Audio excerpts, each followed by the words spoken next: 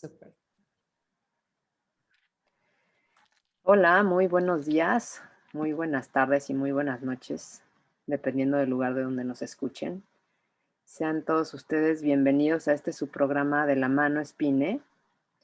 Nos da mucho gusto esta vez contar con la presencia de Olimpia, quien es una psicóloga que pues, nos ha acompañado en otras ocasiones y nos ha dado como una mirada mucho más cercana y más consciente del abordaje de la discapacidad, más en el tema de las habilidades que pueden tener las personas con discapacidad que con el déficit que el modelo eh, que predomina en nuestra sociedad respecto a la discapacidad prevalece. Entonces, pues muchas gracias, Olimpia, por estar aquí con nosotros. La verdad es que siempre es un gusto. Para nosotros es como abrir más canales de comunicación para que pues la gente que de alguna forma no está inmiscuida en los temas de discapacidad e inclusión pueda conocer más y esté mucho más informada de cómo tratar a las personas, de cómo desde esta mirada como mucho más incluyente y mucho más diversa pueda acercarse a ellas y tratarlas como a una persona más. También en este tema o en este programa vamos a dedicar, como hoy se celebra, bueno, no se celebra, más bien se conmemora el Día Internacional de la Mujer, el 8 de marzo. Vamos a hablar un poco de este tema, del tema de la mujer, la discapacidad, y también siento que es propicio para hablar también de esa maternidad que algunas, o que tenemos como estereotipada de la maternidad ideal o perfecta, que de alguna forma nos puede pegar a muchas que somos mamás, ¿no? Entonces, bueno, muchas gracias, Olimpia. Si quieres tú platicarnos un poquito de quién eres y qué haces y compartirnos algunas pues pinceladas de lo que tú has visto con el tema de las mujeres, de la discapacidad después podremos abordar el tema de la maternidad, pero ahorita un poco el tema de la mujer y de la discapacidad desde tu ámbito profesional. Ujú. Sí, Margarita, gracias. Sabes que a mí me fascina participar con ustedes, con Pine. Hacen una labor impresionante. Es muy importante hablar de estas cosas de las que de pronto todavía hay muchos miedos sociales con las personas de hablar. Y pues bien tú lo dijiste, yo soy psicóloga de formación. Me metí por temas de vida y por elección propia en el ámbito de la discapacidad. Tengo familiares con discapacidad, ya luego platicaremos de eso. Y pues también estoy especializada en el área de la neuropsicología, que es una de las especialidades de tantas que existen dentro de las neurociencias. Y pues es algo muy interesante con lo que podemos trabajar también para poder ayudar a todos y a todas para tener mayores habilidades o mejorar algunas funciones cognitivas, emocionales, desde lo más científico posible, para poder fundamentar por qué hacemos lo que hacemos y acercarnos lo más posible a la certeza que nos puede dar un diagnóstico o un abordaje o un trabajo de estimulación, así, dependiendo de cómo lo querramos ver.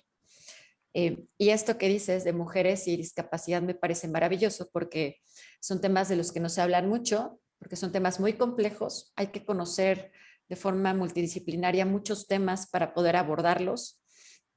Y pues vamos a iniciar, ¿no? Yo creo que ya con esto podemos dar inicio. Sí, gracias, Olimpia. Podemos, pues no sé, a lo mejor dar algunos datos que puedan como informar a nuestra Sí, audiencia de lo que es, porque primero pues, conmemoramos el Día Internacional de la Mujer, pues por eso, ¿no? En realidad fue a inicios a principios del siglo pasado, donde se manifestaron pues mujeres en Estados Unidos para mejorar sus condiciones laborables, porque en realidad tenían condiciones indignas para seguir laborando y a raíz de esa huelga que existió y de algunas mujeres que pertenecían a algún partido político se juntaron y dieron origen a esta huelga, lo que repercutió para que se instaurara como el Día Internacional de la Mujer. En realidad no es que lo festejemos ni que nos digan que qué felicidades por ser mujer, sino es una lucha por el reconocimiento de los derechos de la mujer. Y de ahí pues podemos pasar a que Totalmente. la mujer con discapacidad, pues como tú sabes y como lo has vivido tú de manera profesional, pues tiene me parece que es hasta 4 veces más vulnerable que una mujer sin discapacidad. Y esos datos, aunque no tenemos muchos en Claro, y México. yo creo que podemos iniciar con ese tema, que es muy importante. Em, en porcentaje, la mujer lleva una desventaja social que data de hace mucho tiempo, pero la mujer que tiene algún diagnóstico de discapacidad tiene 4 veces más probabilidades de vivir algún tipo de violencia en cualquiera de sus tipos. Y si la llega a vivir en el proceso de poder hacer la denuncia, también este proceso se convierte en un trabajo abismal, porque entonces hablamos de que si las fiscalías no tienen personal que puedan abordar este tipo de casos, se convierte en un viaje largo de especialista, de psicólogo, de neurólogo para saber cómo hacer el diagnóstico de la persona más específico de qué tipo de discapacidad tiene. Pero aquí voy a hablar de algo bien interesante. Te lo platico porque de pronto hay casos donde se hacen las denuncias por diferentes delitos y sí tiene una discapacidad, pero como qué edad tiene. Y entonces aquí es donde si no tenemos estos especialistas en las fiscalías, no pueden proceder de forma rápida para poder proteger a la persona que ha sufrido alguna agresión o algún delito. Y entonces hay un tema de mucha revictimización de las mujeres porque pasan de un psicólogo a otro, de un médico a otro, les preguntan una y otra vez qué pasó y a lo mejor, como nos ha pasado, hay personas con discapacidad que su edad del desarrollo corresponde a una cronología más corta. Por ejemplo, puede ser una mujer de 30 años que tenga una capacidad de entendimiento a lo mejor de una niña de 6 años. Y entonces estamos hablando de que no va a haber forma de que pueda ni siquiera poder encontrar si hay algún daño psíquico o moral a través de alguna prueba proyectiva. Se tienen que hacer otro tipo de abordajes diagnósticos para poder encontrar si la persona tiene algún daño moral o algún daño psíquico y no son los que se aplican usualmente en las fiscalías. Entonces, es un tema muy complejo. mmm, que todavía yo creo que estamos en pañales en México, pero que tiene mucho para dónde trabajar. Esto era como preámbulo para después hablar un poquito ya de forma más específica, pero sí representa un riesgo potencial ser mujer y ser mujer con discapacidad es muy complicado, es peligroso en ciertas circunstancias. Oye, Olimpia, y estas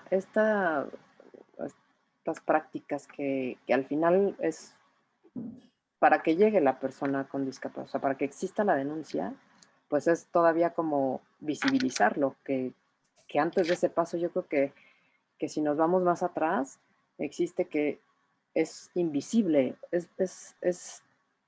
si hay alguna discapacidad intelectual, si hay alguna discapacidad donde tampoco tengan los medios para un lenguaje oral y de alguna forma puede ser tan invisible como que nadie se entera de que puede haber actos violentos, agresiones frente a una niña con o mujer con alguna discapacidad. O sea, es, es, es decir, quien se da cuenta o como lo puede denunciar, pues es la víctima, pero a través de alguien más. O sea, si es que si es que viene alguna discapacidad como intelectual. Entonces es doble vulnerabilidad el que pueda tener una discapacidad intelectual. Y además, sin ningún medio, como dices tú, de abordaje para poder atenderlo.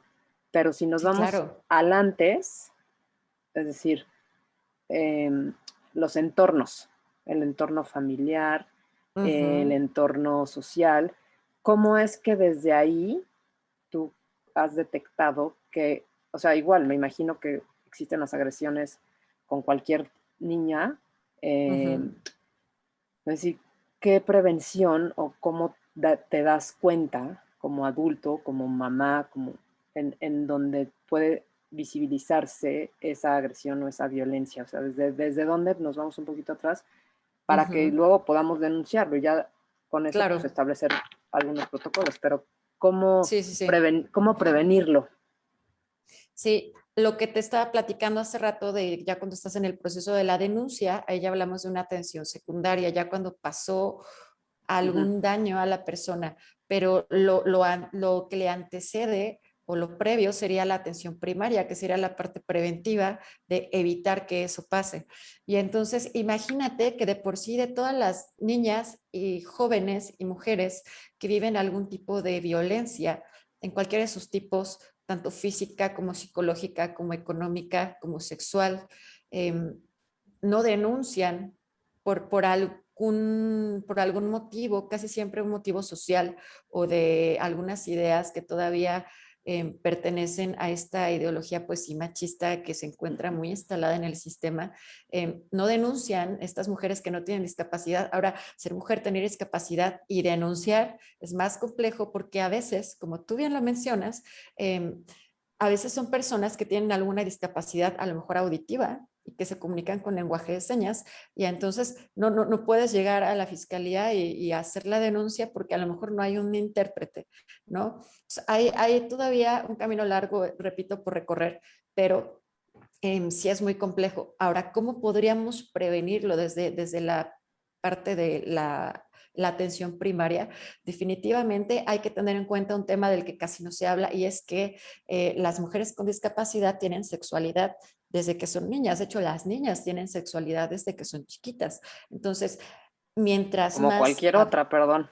por supuesto. Y mientras más hablemos de eso, de que existe y de que aunque exista algún tipo de discapacidad, la sexualidad también va a evolucionar, entonces nosotros vamos a poder prevenir.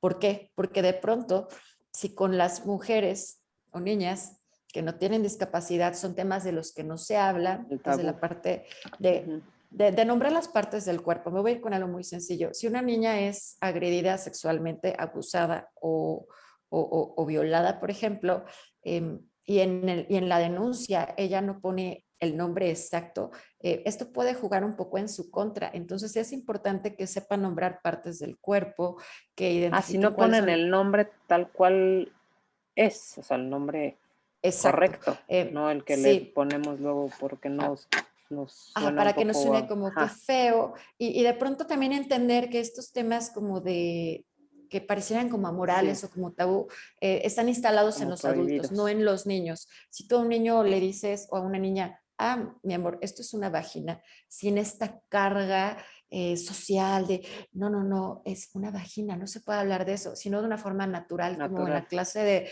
de biología o de ciencias naturales, ellos lo van a entender como, ah, ok, es una vagina, es una parte del cuerpo, no van a llevar esta carga que los adultos a veces le imprimen a las palabras. Y sí es importante porque esta educación sexual nos ayuda mucho a prevenir algunas situaciones. No siempre hace todo el trabajo, pero al menos ayuda para que los niños y las niñas puedan identificar qué es normal y qué no es normal. Pero desde ahí, qué Y importante, perdón que te interrumpa, pero, sí, no, claro. o sea, que en una denuncia no te acepten que le pongas el nombre correcto porque no se lo dijiste tú desde antes, o sea, es de los dos lados, ¿no? Un poco la flexibilidad o la adaptación que puede hacerse frente a una denuncia como la que están haciendo, ¿no?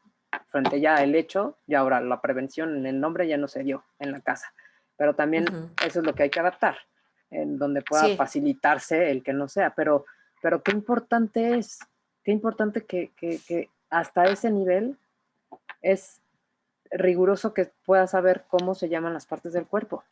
totalmente, es vital, es muy importante para prevenir porque estamos viviendo en una sociedad donde hay muchos agresores, hombres y mujeres. También eso es muy importante, hay muchas Mm, mujeres que también son agresoras, pero las mujeres pasan más invisibles cuando son agresoras, porque socialmente la idea que tenemos de la mujer no es de que la mujer vaya a agredir, y entonces también es un factor de riesgo. Por eso de pronto cuando salen estas noticias de tal ujú. maestra en tal escuela hacía esto, ¿cómo no? Pero Sí, son sí. las menos noticias. Las denuncias que existen de mujeres agresoras son las menos, pero sí.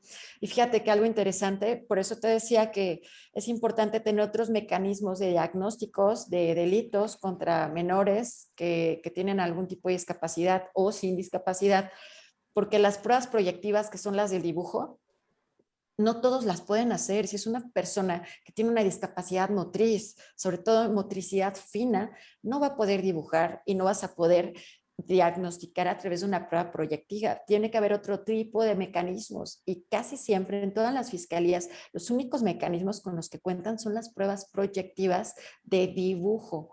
Y entonces, si Wow. no pueden ellos diagnosticar, pues entonces no hay forma de encontrar que hay una lesión psíquica o un daño a la psique y a la moral. Entonces, esto es de pronto un callejón sin salida.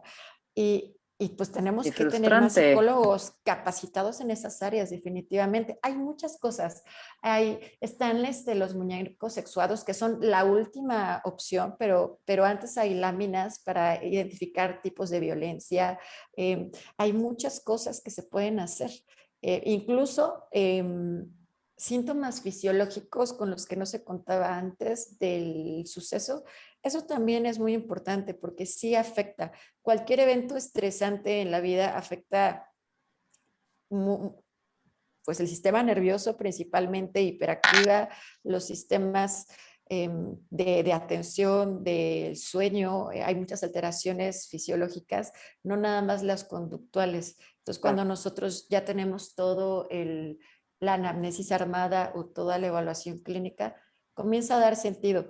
Pero regresando un poquito al tema de mujeres con discapacidad, voy a retomar esto es muy importante saber que las mujeres con discapacidad, sobre todo las mujeres que tienen algún tipo de discapacidad intelectual, claro que tienen sexualidad, porque piensan muchos y muchas que van a ser niñas eternamente, porque a lo mejor su edad mental o cognitiva no va a avanzar mucho por cuestiones a lo mejor genéticas y ambientales y sociales, pero el cuerpo, las hormonas, casi siempre, salvo que existan algún otro tipo de diagnósticos que no lo permitan, van a tener un desarrollo normal.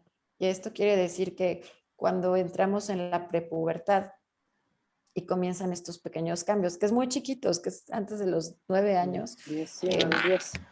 sí, llegan a la pubertad y por supuesto que empieza a haber pues los cambios normales, ¿no?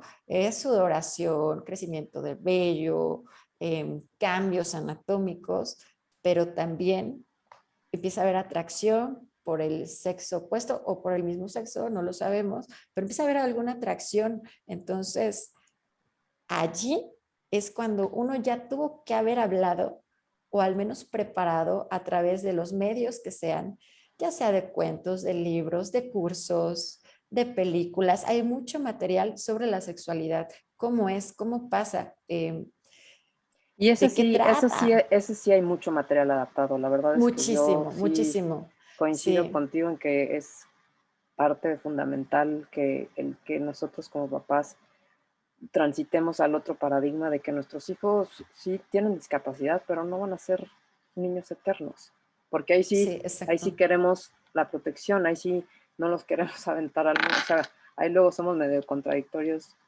Sí, sí, sí. con el tema sexual, porque sí queremos que sean independientes, pero también en este tema no No crezcan y tanto. no tanto, y queremos protegerlos y queremos que no sean tan independientes, ¿no? Entonces, sí o no. Sí, es como esta estira y afloja que ahorita hablamos después de la maternidad perfecta, pero sí hay que, como mamá y como papá, te tienes que ir ajustando todo el tiempo a estos cambios pues sí, a estos cambios que tienen los hijos y las hijas, pero sí es importante hablar temas de sexualidad. Eh, hay algunos casos que nosotros hemos tenido de algunos delitos sexuales cometidos en contra de mujeres con discapacidad y definitivamente la mayoría, no digo que todos, pero sí un gran porcentaje son familias donde el tema de la sexualidad es un tema tabú y en este querer explorar las chicas, las mujeres, la sexualidad, son presas muy fáciles de otras personas que lo único que buscan es pues cometer el acto, el delito, pese a que la otra persona no tenga a lo mejor la comprensión completa de lo que está pasando. Sí, el Y es abuso. muy fácil. Y ahí ya estamos hablando de un abuso, de una violación, porque definitivamente el delito se da, pero si nosotros hablamos de que a lo mejor la sexualidad se puede dar bajo una relación que cumpla ciertos criterios, entonces va a ser menos fácil que alguien abuse de las personas o de las mujeres con discapacidad. Se da mucho también en los hombres con discapacidad, hay que hablarlo, hay que visibilizarlo. Los hombres sin discapacidad también sufren delitos sexuales y violaciones, pero no denuncian por este estigma social. Ujú. Hay muchos delitos en contra de los hombres, pero también en contra de las mujeres. Entonces, sí, yo la primera sugerencia que haría es, hay que hablar de sexualidad con los niños y con las niñas que sin y con discapacidad es vital, es muy, muy, muy Desde que importante. tengan conciencia, yo estoy, o sea, Ujú. como algo natural, como Sí, como algo natural, a mí a sin veces me una carga. preguntan, perdón, a veces Ujú. me preguntan, No, no, no. ¿cuándo empezaste a hablar de discapacidad con tus otros, pues, como empecé a hablar de sexualidad? Es decir, pues es que es natural, ¿no? Porque así Sí, es. sí, Entonces, y es parte de la diversidad humana, ¿no? Es vaya, no hay ningún cuerpo igual a otro, una huella dactilar, no hay un cerebro igual a otro, hay unos que tienen más habilidades, hay unos que tienen otras, entonces lo que nosotros catalogamos como discapacidad es simplemente la expresión de la diversidad humana. Así es la vida. Y lo tal vemos en cual, todo, en los animales, en las plantas y en los seres humanos. O sea, así desde es. ahí. Pero no senté a mis hijos un día a hablarles de sexualidad y otro día los senté a hablarles de la discapacidad de su hermana, sino en la vida lo vas haciendo mientras pasa, ¿no? Como algo natural, Sí, como dices. sí, así debe de ser. Así es como Oye, debería de ser. pero cuéntame si hay, o sea, aquí en México esos ni siquiera hay datos de, de la violencia a las mujeres con discapacidad, o hay Hay muy muy poquitos pocos. datos, hay muy poquitos datos. Por ejemplo, ahorita aquí en Cuernavaca, aquí en Morelos, el Instituto de la Juventud em, nos pasó unos datos. Vamos a dar una conferencia a personas con discapacidad auditiva. Ujú. Yo voy a tener que dar la conferencia y van a estar haciendo la traducción simultánea. Ese proyecto me fascina porque yo tenía muchas ganas de hacer algo así, pero yo todavía no sé el lenguaje de señas, de hecho lo quiero aprender Muy bien. porque yo quiero poder dar una consulta de psicología a alguien que a lo mejor lo necesite. Entonces, necesitamos dar avances en eso. Nos preocupamos mucho por aprender inglés, pero ¿y qué con las otras cosas que nos acercan a otras personas? Y, por ejemplo, ellos tienen un indicador de que hay mucha violencia en el noviazgo en las personas que tienen discapacidad auditiva o que por algún motivo a lo mejor no hablan, no escuchan y usan lenguaje de señas. Esos Ya, indicadores son bien interesantes porque tenemos que buscarlos, si no, ¿cómo vamos? Si no tenemos datos, ¿cómo podemos atenderlos? Entonces tenemos que enfocarnos en todas las poblaciones. O sea, es un trabajo que se tiene que hacer, es algo que tenemos que empezar a presionar para que sí, pase. es un pendiente que hay, sobre todo por la 4 veces vulnerabilidad en el tema, sobre todo de la sexualidad, pero también en esta parte de discriminación hacia la mujer en el ámbito educativo, en el ámbito laboral. O sea, como que los datos te indican que eres mujer solo por ser mujer, por violencia de género, ya hay un tema de vulnerabilidad. Pero Uh -huh. además, si eres una mujer con discapacidad, pues en el ámbito laboral también estás mucho menos Mm, expuesta y mucho más barreras hay para que puedas acceder a algún puesto de trabajo. totalmente. Y en el ámbito educativo, pues es lo mismo, ¿no? Es decir, como que de alguna forma Sí, en todos los frentes hay algo que hacer de cualquier posición que tengamos. sí, sí, totalmente. Hay muchas cosas que hacer, pero ya hay varias personas trabajando en ello, como tú, como yo y como otra serie de personas como muy involucradas en el tema, y creo que son buenos pasos. Te quería comentar también que, por ejemplo, en México existen, o sea, nosotros tenemos bibliografía que han generado mexicanos y mexicanas para atender estos temas de diagnósticos de discapacidad. Y entonces, pues sí hay material con el cual trabajar, pero necesitamos generar protocolos específicos para que las personas que trabajamos en el sector de la atención a la violencia, a las violencias o en el sector de la salud, sepamos cómo actuar y qué protocolos aplicar y no cometer errores que puedan afectar a las personas que solicitan la atención. Esto es bien importante porque no existen como tal, no No, hay protocolos y y, esto y también ni es información, delicado. tampoco hay información Información, adaptada, o sí. sea, adaptada en lectura fácil, porque es para personas con alguna discapacidad intelectual, adaptada para un lenguaje de una lengua de señas, adaptada en Ujú. braille, es decir, como que hay muchísimas cosas que se tienen que adaptar para que puedan acceder a la justicia, ¿no? O a la información, o sea, A la información, a la sí, sí, información que sí. tienen derecho. Y así como en eso, hay otro tema que no sé, que también, no sé si tú lo has abordado, el tema de la violencia obstétrica, donde por ser, o sea, también se tiene mucho Ujú. este debate, que bueno, para mí no es debate, pero porque es un derecho, pero en el imaginario o en el pensamiento de muchos padres en el que por tener una discapacidad intelectual, entonces como puede sufrir una agresión sexual y puede quedar embarazada, entonces es mejor hacer una esterilización, Mm, sin que ni sí, siquiera le tomen en cuenta a la persona.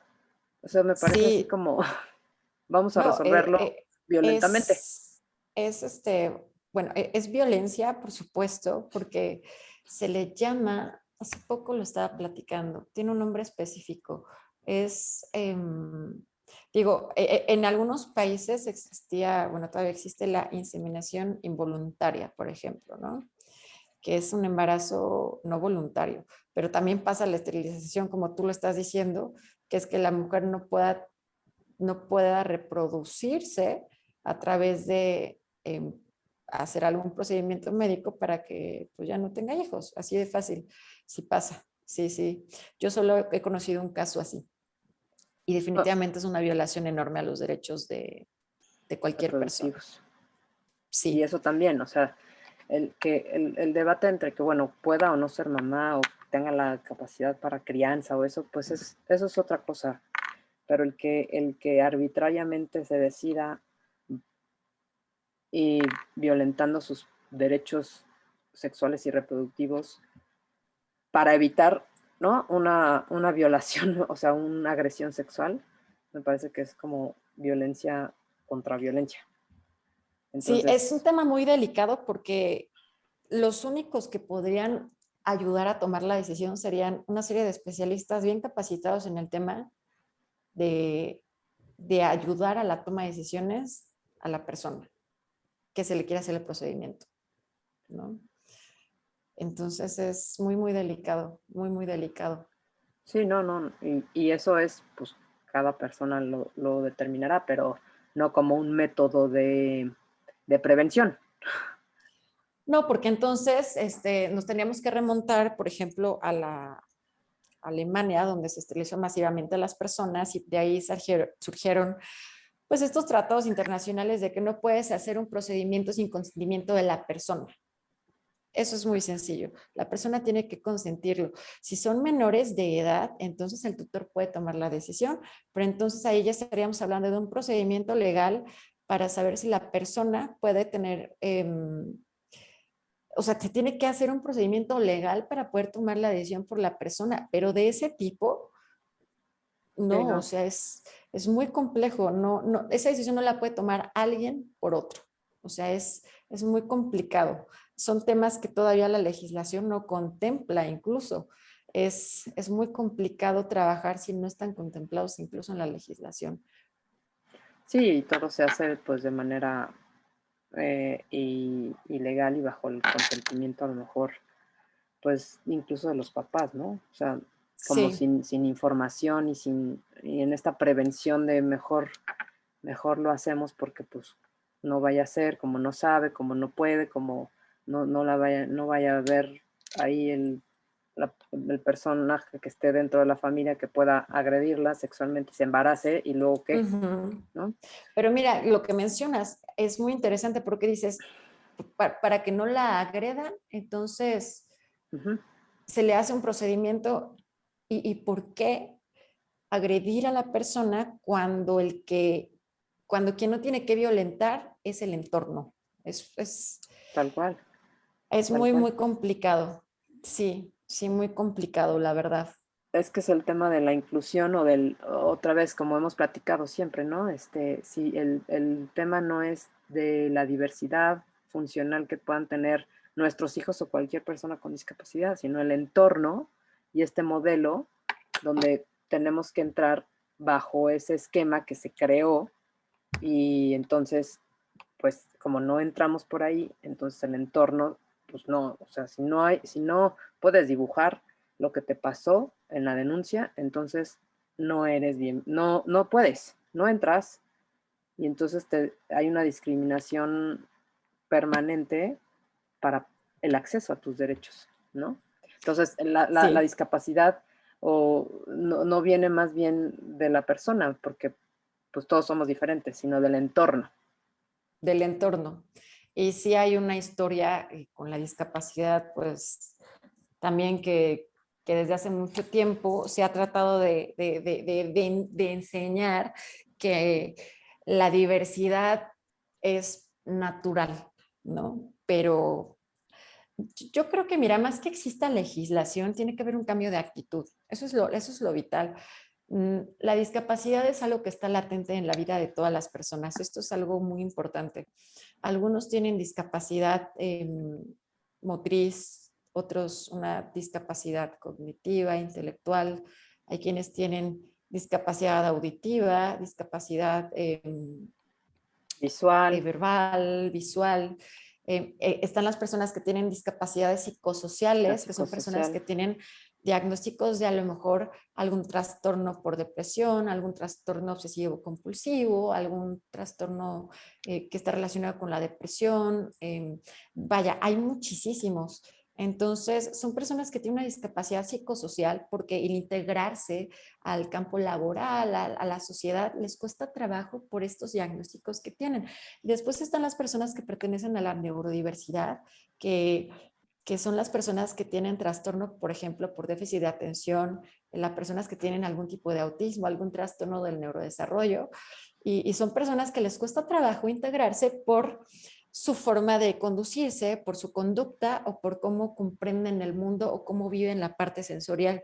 Y entonces estaríamos hablando de que hay tantas personas que tienen discapacidad de algún tipo y hay tantas que no están diagnosticadas bajo este sistema del déficit del que tanto hablamos, que yo lo platicaba, voy a compartir una anécdota rapidísima. Tengo un paciente, un cliente que tiene trastorno por déficit de atención.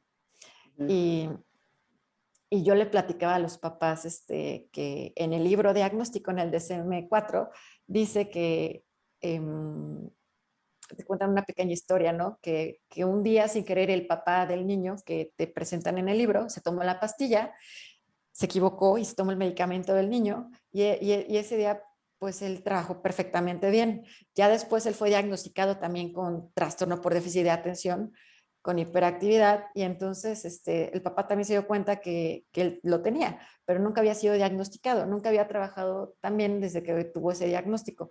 Entonces, cuando yo digo que la discapacidad está latente es que pues desde este entendido de los parámetros en los que nos hacen vivir las reglas y las normas que se han inventado, porque todos son construcciones sociales. Hay Condicionamientos. muchas personas que tienen discapacidad de muchos tipos y no han sido diagnosticadas. Y entonces la discapacidad está latente todo el tiempo, porque nadie está exento de que las habilidades que tiene ahorita las vaya a tener siempre, o las puedes perder una y ganar otras. Entonces, Claro, la por el, discapacidad es algo que va a formar parte de nuestras vidas todo el tiempo. Puede por ser el simple transcurso del ujú, tiempo. sí, el desarrollo biológico, los cambios fisiológicos em, te pueden dar, abrir la ventana para que tengas algún tipo de discapacidad, em, algún accidente, alguna enfermedad. Hay muchas cosas que O pueden pasar y es parte de la vida. simplemente llegar a ser adultos mayores. Ujú. Adultos Este, mayores, por supuesto. vamos a tener algunas quienes lleguemos, si es que llegamos o no, pero Sí. simplemente por el transcurso yo lo veo con mis papás. Ellos vivieron mi edad y hoy por hoy pues necesitan de accesibilidad para subir una escalera, para detenerse, ¿no? Entonces, el tema es que no seamos como ajenos a la diversidad y como bien dices, estas etiquetas que luego ponemos mucho a los demás, yo creo que pues sobran porque incluso en personas que así es que es alguien que tiene un trastorno del espectro del autismo, ni siquiera es que quepa siempre, todo el tiempo, en esa etiqueta. Es decir, Ujú. no siempre tiene eso, no se conduce todas las 24 horas del día bajo ese diagnóstico. Entonces, cada persona es diferente y yo creo que se van activando de acuerdo, como bien dices, también al entorno en el que se desarrollan. Y nosotros, como papás, somos el Bluetooth de nuestros hijos. Y luego Sí, totalmente. confundimos el tema de la discapacidad y de la conducta con algo que tal vez es un tema emocional y del entorno en el que se están desarrollando. Y ya queremos Sí. darle la pastilla para el déficit de atención y ya queremos que, o sea, que nos los arreglen. ¿Y por qué mejor no vamos nosotros los papás a platicar con la psicóloga Sí, sí, sí, claro. antes de llevar al niño que creemos que tiene hiperactividad y déficit de atención? O sea, por mencionar Sí, algo, ¿no? sí, sí, sí, claro. Y además, lo platicaba hace rato con unos clientes que llegaron. Pues les decía todo, o sea, yo hablo mucho del cerebro porque me fascina y es mi área, pero les decía, todos los cerebros vienen en empaques diferentes, ¿no? No son como imaginarte diferentes regalos, ¿no? Uno es brillante, uno es chiquito, uno es grande, porque no hay ninguno ni siquiera que tenga la fisura en el mismo lugar, o sea, todos son distintos y todos maduran en diferentes tiempos, entonces... Por ejemplo, hay niños que empiezan a hablar desde los 2 años, hablan perfectamente bien, y hay niños que hablan muy bien hasta los 4, hasta los 5 años, pero hablan en algún momento. Y hay unos que a lo mejor no hablan por sus propias circunstancias genéticas, ambientales. Y entonces hay que saber que, una, que no todos se van a desarrollar igual. Y dos, que hay diferentes tiempos en todos. Y de pronto aquí voy a hablar un poco del sistema educativo. Y el sistema educativo está hecho para cumplir ciertos requisitos en ciertos tiempos. Y eso es imposible.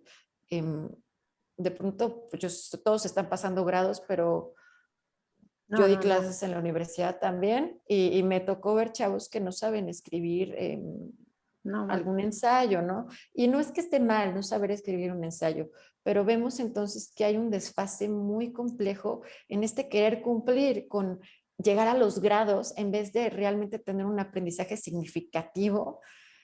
Entonces, Claro. sí, el sistema es bueno, pero el sistema estaba diseñado, pues el sistema industrializado, capitalista, estaba diseñado para tener Para producir. personas que trabajen, para producir y para aprender a seguir reglas. Y pues creo que lo que más necesitamos hoy día es tener personas, sobre todo niños y niñas, que sepan analizar, pensar, desarrollar esta parte humana, empática y resolver los problemas que nos acontecen al día de hoy. Y eso le compete a los niños y niñas con o sin discapacidad, porque los niños y niñas con discapacidad, su capacidad de análisis puede ser diferente, puede ser la misma, puede ser mejor. O sea, Claro. ahí estamos hablando de lo mismo. No, y me encanta porque o sea, escuchándote, pues me estaba imaginando que también, a pesar de que nos ha tocado tiempos complejos, yo sí tengo la intuición de que está cambiando este paradigma, o sea, de que vamos hacia allá a otro rumbo donde donde realmente nos aboquemos al autoconocimiento, o sea, que los niños desde muy chiquitos, ellos, como bien dices, tengan esa capacidad primero de interiorizarse, de saber pensar, de saber razonar y de resolver problemas que se les van a enfrentar en el día a día, que tengan una inteligencia emocional, que sepan que son seres también espirituales y que en el fondo ahí todos lo tenemos y ahí no hay deficiencias, ni déficit de atención, ni discapacidad motriz, o sea, eso todo lo tenemos y nada más es echarse un clavado al interior para saber que ahí está. Entonces yo sí siento que vamos junto con esto, tema que también es algo importante en el desarrollo de la mujer y en el desarrollo del tema de la inclusión y la discapacidad.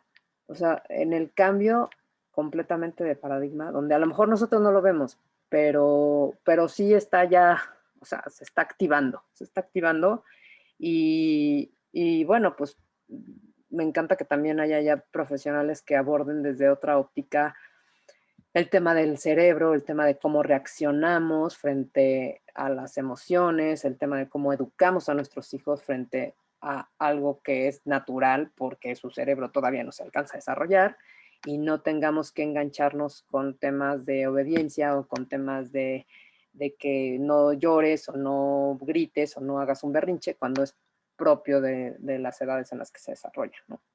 Pues bueno, ya no Sí, estamos como, totalmente. pero me gusta mucho también abordar esto porque siento que es importante que vayamos como haciéndonos esta conciencia del cambio, ¿no?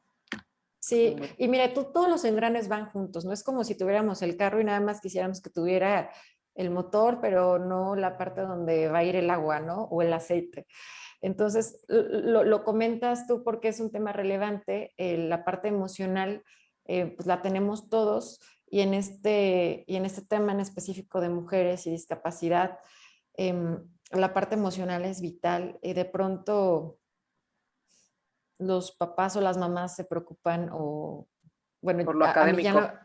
ajá, te preocupas tanto por lo académico, pero de pronto, mira, yo lo platico mucho. Yo cuando tuve a mis hijos no me asusté porque ya llevaba mucho tiempo trabajando con niños y dije, bueno, como me toquen, yo ya estoy lista, ¿no? Lo que venga, Ya lo voy voy a a ser practicar. feliz.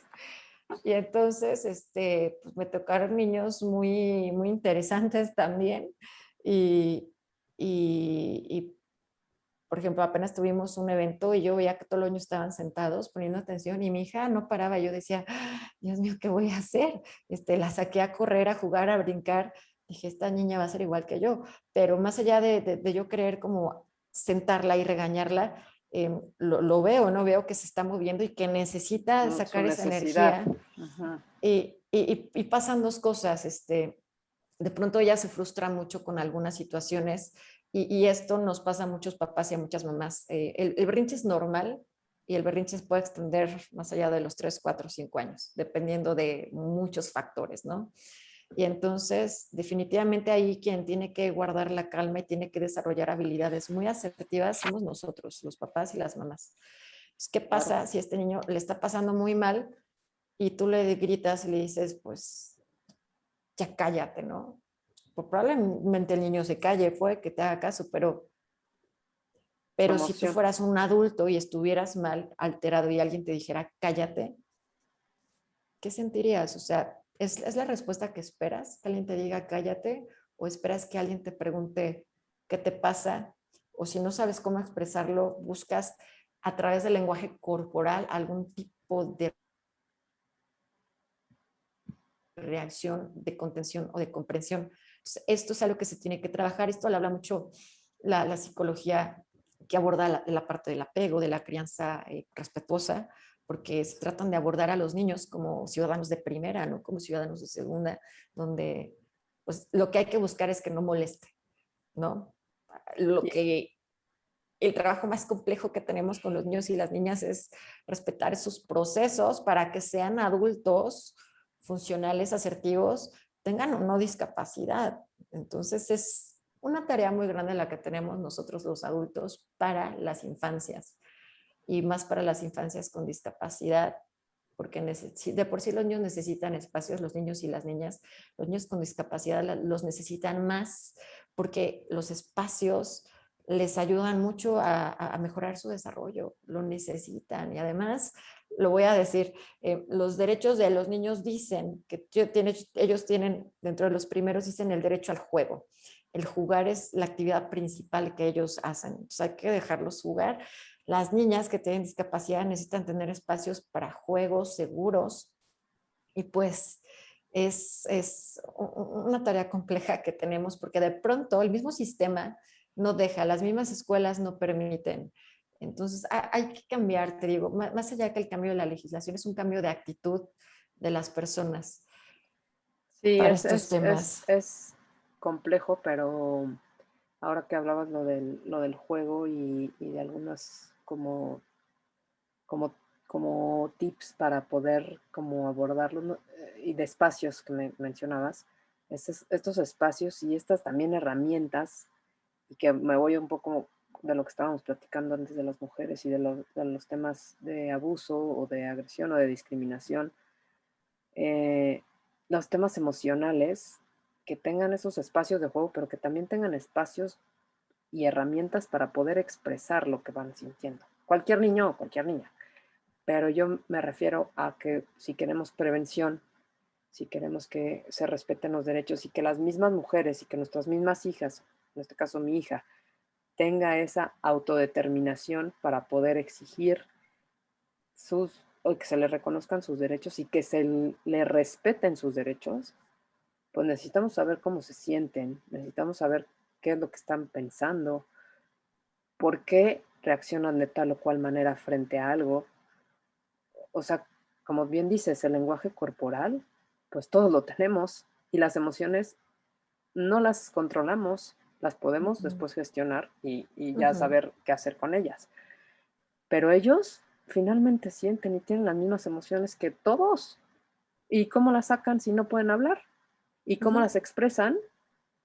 Pues claro, o lloro, o me retuerzo, me pongo tenso, o me pongo espástico, más espástico, ujú, pero, pero necesito sacarla, ¿no? Si no hay esta represión ujú, de claro. emociones y represión de cualquier otro tipo que me pueda llevar a creer que por eso tienen los demás derecho a tener alguna violencia frente a mí de género o incluso una violencia de tipo sexual. Sí, sí, y fíjate que retomando un poquito ese tema, pues, cuando estamos chiquitos, cuando somos niños, niñas, cuando estamos pequeñitos, pequeñitas, pues nuestro primer lenguaje es el llanto, ¿no? Hay niños y niñas que por sus características a lo mejor no lloran tanto, hay unos que lloran mucho, o sea, eso no es lo importante, sino lo importante es ir identificando cómo se expresa el niño o la niña y encontrar ese lenguaje, porque tú bien lo dices, hay niños o niñas que cuando se sienten estresados o en peligro, lloran, hay unos que se tornan agresivos, no violentos, Ujú. agresivos, porque es diferente la agresividad de la violencia, se tornan agresivos como un mecanismo de defensa, de no saber cómo actuar y hay que enseñarles qué es lo que pueden hacer. Algunos lo van a poder aprender, algunos no, pero tenemos que aprender a leer este lenguaje que es comunicación no verbal definitivamente. Hay personas que nunca desarrollan la comunicación verbal y entonces su comunicación es otra. Y aquí hablamos, por ejemplo, por ejemplo, del espectro autista, ¿no? Tienen sus formas de comunicarse y son tan únicas como cada niño o cada niña. Entonces hay que saber, pero para llegar a este punto tenemos que tener una gestión nosotros de nuestras emociones, aparecen y entonces aparecen y aprender a gestionarlas, porque ya somos adultos y adultas y nuestro trabajo es cuidar y proteger a los más pequeños. Y aquí quiero hablar de otro tema del que casi no se habla. Muchas mamás, mujeres trabajadoras o que se dedican a la casa, que tienen hijos o hijas con discapacidad, pueden llegar a tener también una discapacidad, sobre todo discapacidad psicosocial, Claro. porque la carga de trabajo es más alta, porque socialmente se le exige más a la mujer que al hombre, y entonces lo que está de primera mano son los trastornos relacionados con la ansiedad y con la depresión. Es lo que más tenemos a la mano las mamás que, que los papás. Eso es una realidad y eso lo dicen las estadísticas en México. No, pues Entonces, lo llaman, creo que el burnout, ¿no? O sea, es un estrés uh-huh, ya sí, el crónico. síndrome de burnout, exactamente. Es un estrés crónico bueno, antes de, igual si quieres como pasar a ese tema, nada más cerrar aquí con el tema de la discapacidad y de las mujeres, sabiendo que, digo que va ahí muy de la mano, pues, pero sabiendo que faltan muchos, o sea, que hay muchos pendientes, que hay mucho que hacer y que los días siempre para el tema de la discapacidad son como oportunidades. O sea, es que el Día Internacional de la Mujer, bueno, que hay que hablar de discapacidad ahorita porque es cuando también podemos, porque siempre son temas que deben de ser transversales, pero que desafortunadamente no se toman tan en cuenta en el discurso público.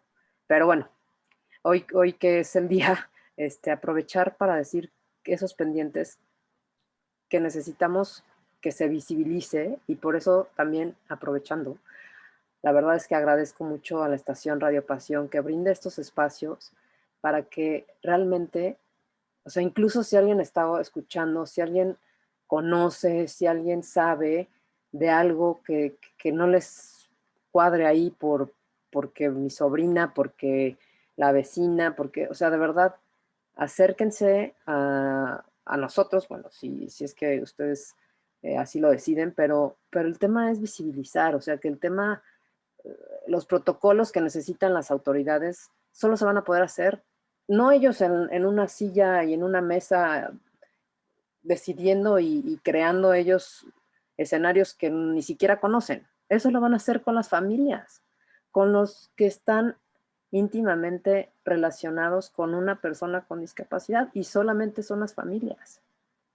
Entonces yo sí invitaría a la audiencia a que denuncie, no que denuncie, sino que platiquen y que se abran estos espacios para visibilizar y para saber que es algo que lo tenemos que hablar.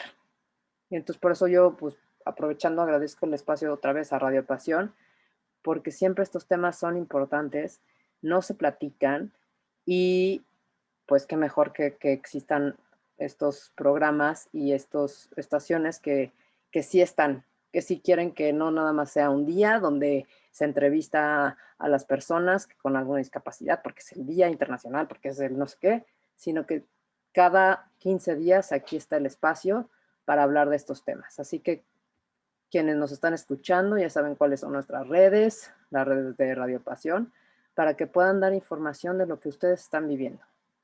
Entonces, pues bueno, ¿cómo tú cerrarías a lo mejor este pequeña pausa de mujeres y discapacidad para poder después entrar al tema de maternidad?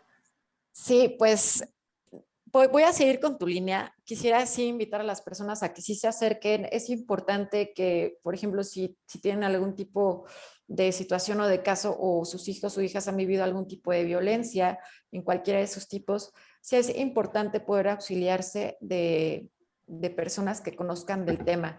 No es lo mismo un abordaje pues desde la parte legislativa de una persona que tiene discapacidad o una que no la tiene. Entonces sí es importante, nosotros siempre tenemos las puertas abiertas en la asociación para dar orientación en estos casos, pero también invitar a las personas que tienen discapacidad que nos puedan escuchar en este momento, porque es muy importante que ellos sean partícipes de estos procesos. ¿No? Conocer las cosas desde su perspectiva es vital, así como, por ejemplo, para la asociación es importante conocer la perspectiva que tienen los niños de su infancia y de lo que pasa. Lo mismo es con estos temas. Nosotros podemos opinar mucho, pero no hay como conocer esto desde la opinión de las personas que tienen ciertos tipos de discapacidad. Entonces, esa invitación siempre está abierta y yo quiero invitar mucho a las personas a que participen. Yo conozco, en la vida me he topado con personas que tienen algún tipo de discapacidad motriz o cognitiva y son personas tan valientes que yo creo que han llegado más lejos que personas que no tienen algún tipo de discapacidad. Entonces, estos pasos son los que tienen que dar todos y todas las personas que tienen discapacidad de algún tipo y pues invitarlos. Con eso me gustaría cerrar el bloque. Pues también agradezco mucho a Radio Pasión. Estos espacios a nosotros nos encantan porque entre más podamos hablar de este tema, a más personas vamos permeando. Y te voy a decir lo que yo pienso diario, o sea, yo me voy a morir algún día, pero, pero pues que nuestra vida impacte un poquito en los demás es lo más importante, ¿no? Ay, gracias, Olimpia. Sí, sí, creo que pues me quedo con esa última frase que bueno, que pueda llegar a, podamos llegar a dejar un mundo mejor del que lo encontramos, si es que en algo pues podemos contribuir a esto y que se vayan abriendo brechas, ¿no? Que, que, Ujú. que cuando, pues en este caso mi hija pueda ser mayor, bueno, ya va a ser mayor, en 3 años ya va a cumplir 18 años, Wow. pero en esa parte donde ella pueda, como tú dices, y sí, yo hablé mucho de las familias, como que me pongo mi papel de mamá, pero es Ujú. cierto, o sea, ¿dónde está la opinión y dónde está la participación de nuestros hijos, ¿no? Queremos que sean lo más autosuficientes posible, pues les tenemos que dar la voz desde niños y desde para que puedan ser pues, adultos seguros y confiados en lo que ellos son, independientemente de lo que les marque la sociedad. Entonces, pues muchas gracias por estar aquí con nosotros. Y bueno, pues vamos a un corte y ahorita regresamos con ustedes. Ok, vale.